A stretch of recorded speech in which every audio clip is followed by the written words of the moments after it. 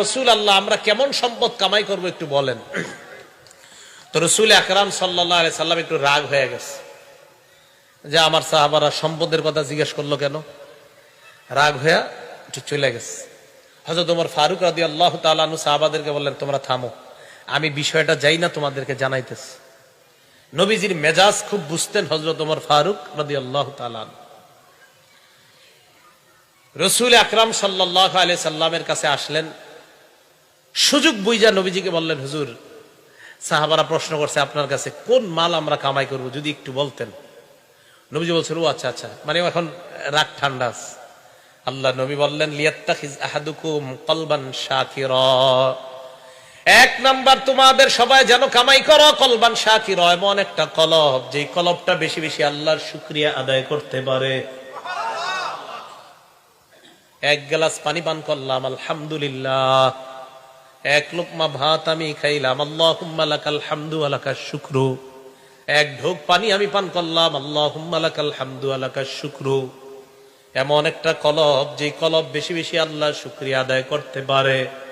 হাদিস দ্বারা বোঝা যায়, মুখ দিয়া যদিও বলি আলহামদুলিল্লাহ, শুকরিয়াটা আসতে হবে কলব থেকে। যদিও জবান দিয়ে বলি আমরা, বলেন আসতে হবে কোত্থেকে? মানে আল্লাহ, আপনি যে আমারে পান করাইলেন, আপনি যে খাওয়াইলেন, আমি খুশি আল্লাহ, আলহামদুলিল্লাহ। বলেন তো গরমকালে আপনি একটু ঠান্ডা পানি পান করলেন, এই ঠান্ডা পানি পান করার পর আপনার কি অবস্থা হবে? গরমকালে খুব গরম, ঠান্ডা পানি ঠান্ডা শরবত পান করলেন। আচ্ছা রমজান মাস, গরমকাল, রমজান মাস, দিন বড়, 16 ঘন্টা রোজা রেখা এক গ্লাস ঠান্ডা শরবত পান করলেন। মুখ দিয়া নাও যদি বলেন, কলব থেকে, দেহ থেকে, অঙ্গ প্রত্যঙ্গ থেকে আল্লাহ শুকরিয়া বের হবে। তাহলে কলব এমন একটা কলব যে কলবটা বেশি বেশি শুকরিয়া আদায় করতে পারে। দুই নাম্বার, কলবা ওয়া লিসানান যাকিরা, এমন একটা জিহ্বা যে জিহ্বা বেশি বেশি আল্লাহর জিকির করতে পারে। যে জিহ্বা বেশি বেশি কার জিকির করে? আল্লাহর জিকির করে। তিরমিজি শরীফের 3376 নাম্বার হাদিসের বর্ণনা, সুইলা রাসূলুল্লাহ সাল্লাল্লাহু আলাইহি ওয়াসাল্লাম আইয়ুল ইবাদি আফজালু দারাজাতান ইনদাল্লাহি ইয়াউমাল কিয়ামা। নবীজিকে প্রশ্ন করা হয়েছে, ইয়া রাসূলুল্লাহ, কিয়ামতের ময়দানে আল্লাহর কাছে সবচাইতে মর্যাদাবান বান্দা বান্দি কারা আপনার কাছে জানতে চাই।